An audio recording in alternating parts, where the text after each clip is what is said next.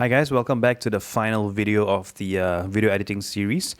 So in this video, I'm just going to go through a quick process on how you can export your video into various file sizes, and I'll close up the entire video editing series. Okay, I'll go into and I'll conclude the whole thing for you.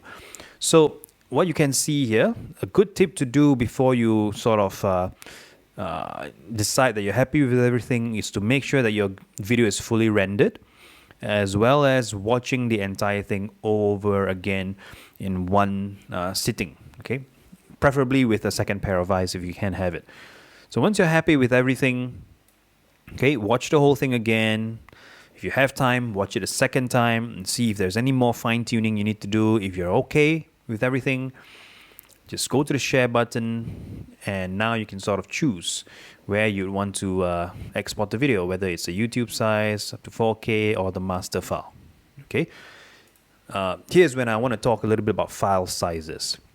Keep in mind that file size and video quality is completely different. Okay.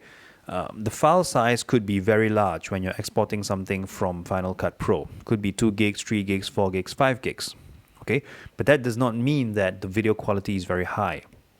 What that essentially means in the eyes of Final Cut Pro, it is that it is not compressing your video very much.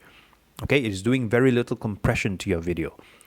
So if your video quality from the camera is very good to begin with, then the file size might get bigger, but even though compression was added, the end result would still look quite good.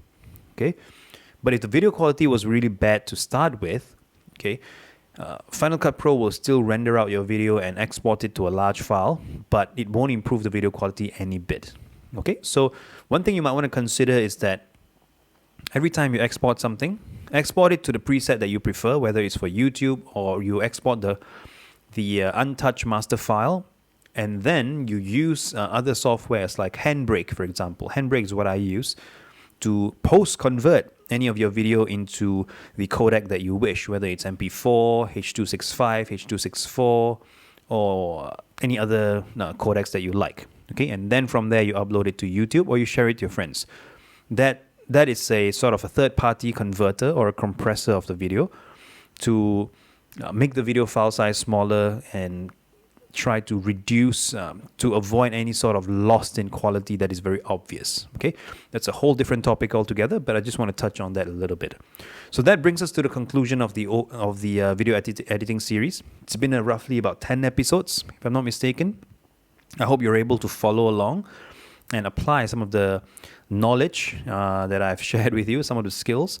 Now, I am by no means a full-blown professional video editor. Okay, the skills that I've learned, that I've taught you so far, is not everything that I know, but it's everything that I can try to squeeze into a 10 sort of mini video series. So I hope you have enjoyed the last 10 mini video series. Okay, let me know if there are other things that you want to learn within Final Cut Pro, and if I know how to do it, I'll be happy to teach you. Okay, or if you want me to make a video on it, I'll be happy to do that as well. All right, so I'll see you again soon.